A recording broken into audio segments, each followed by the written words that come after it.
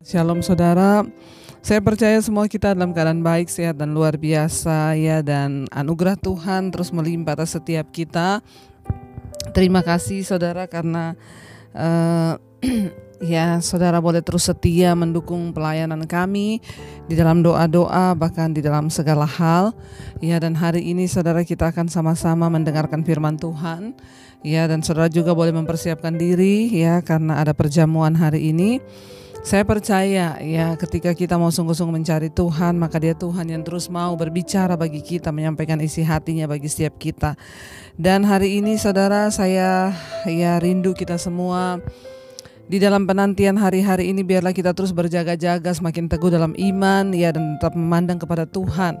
Sekalipun ada begitu banyak ya berita-berita yang kelihatannya menakutkan, namun kita percaya orang yang terus setia menantikan Tuhan tidak akan pernah ditinggalkan ya. Dan kapan hari-hari itu saudara? Kita semua menantikan kedatangan Tuhan kali yang kedua, karena kita percaya bahwa ya, kedatangan Tuhan itu bagi kita adalah satu penggenapan janji Tuhan, dan itu adalah hari yang sangat berbahagia ya, karena kita juga akan melihat kehidupan yang kekal bersama dengan Dia.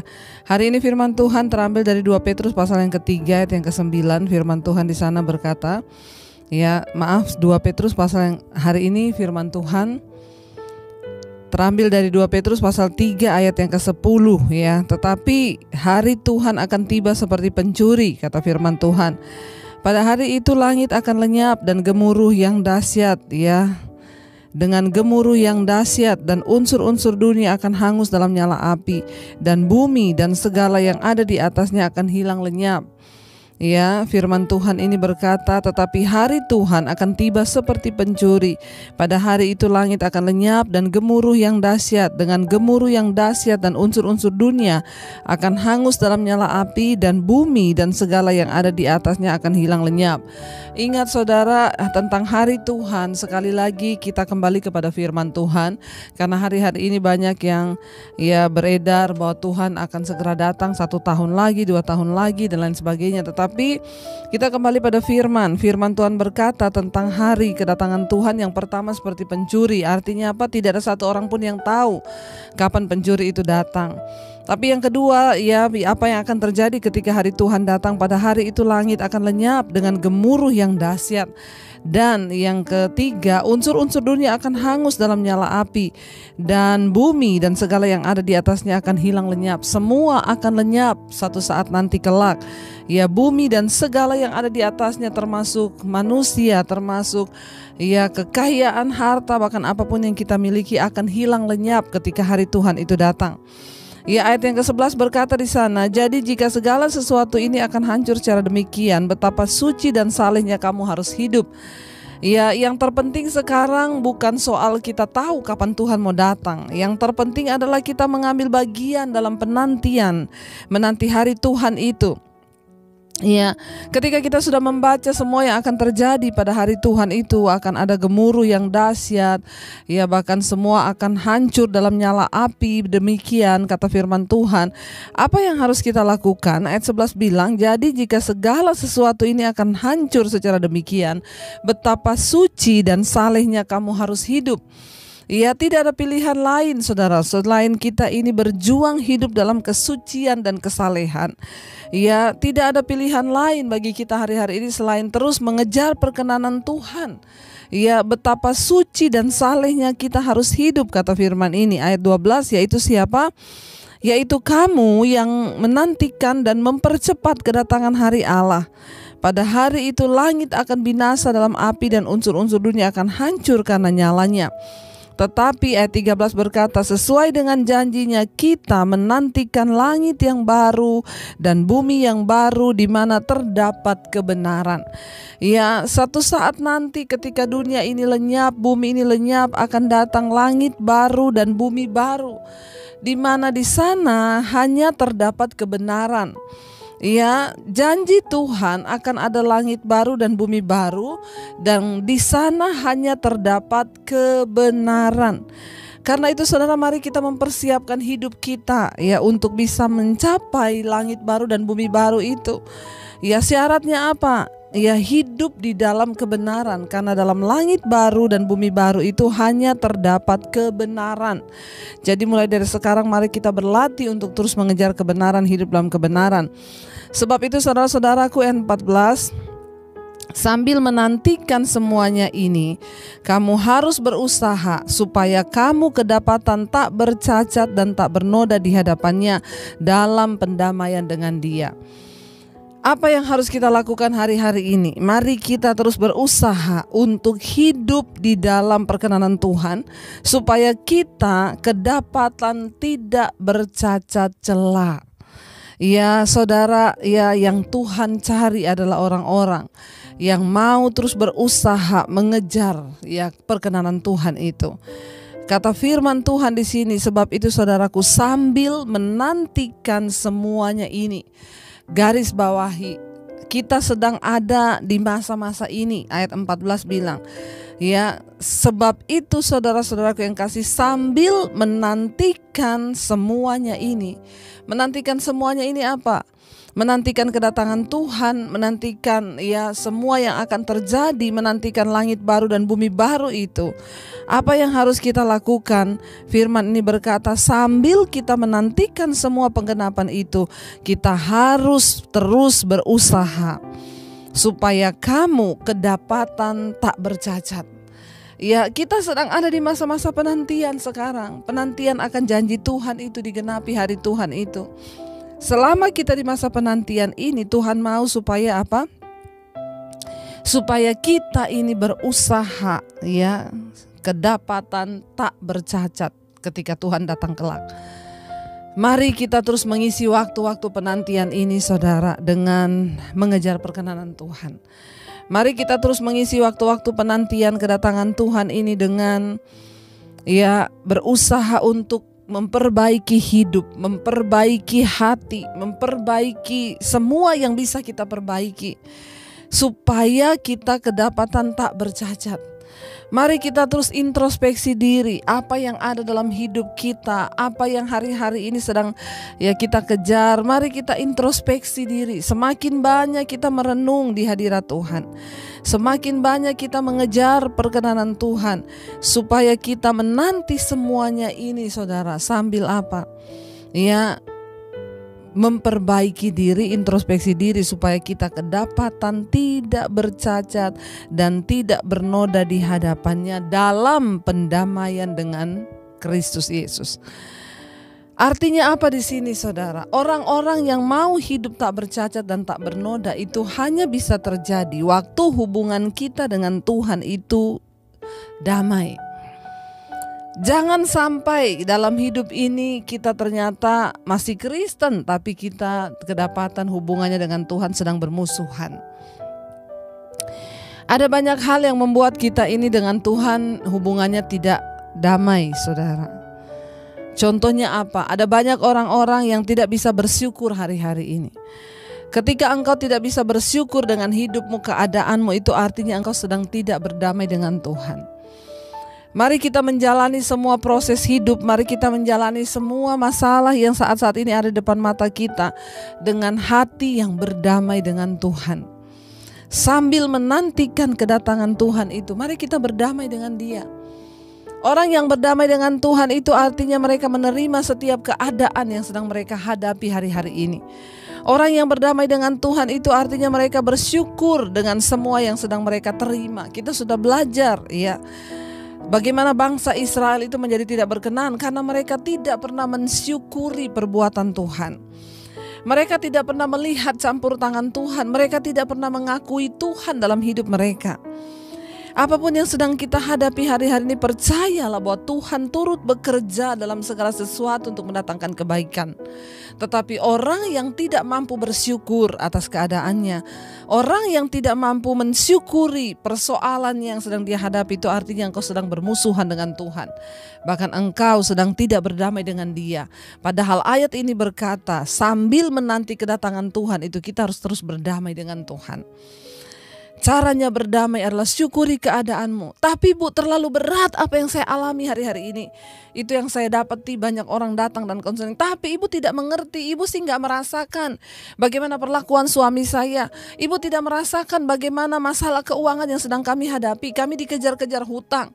Kami terlilit di dalam hutang Bu, kami berkekurangan.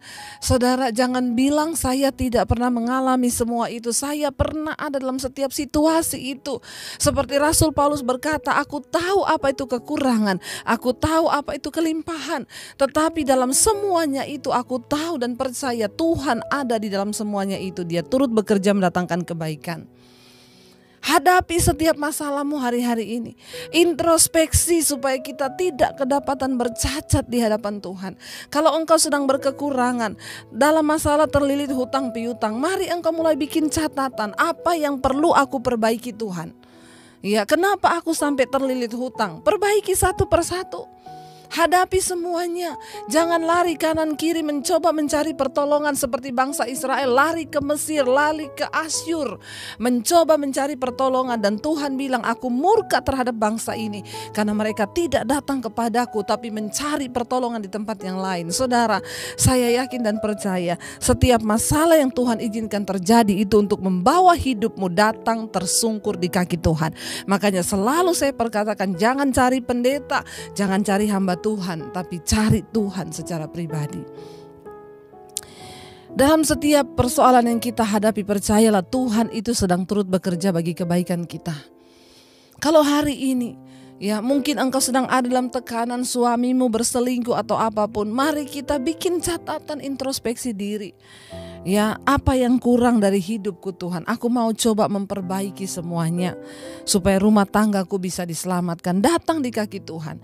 Sebaliknya, kalau saat ini mungkin engkau sedang diberkati, engkau punya uang, engkau berkelimpahan, semakin banyak duduk di kaki Tuhan supaya engkau tidak salah mempergunakan kekayaanmu itu. Jangan engkau memuaskan segala keinginan dagingmu dengan semua kekayaan itu, karena satu saat nanti kelak Tuhan akan meminta pertanggungan jawab atas semua yang Dia percayakan dalam hidupmu, saudara. Orang yang tidak puas, ya, orang yang tidak pernah memiliki kepuasan dalam hidupnya akan terus, saudara, ya, bahkan tidak akan pernah cukup. Firman Tuhan berkata, masih ada makanan di mulutnya, dia sudah tidak puas dengan apa yang ada di mulutnya. Dia terus berburu sesuatu yang lebih dan lebih lagi, saudara. Ya, semua kita hari ini introspeksi.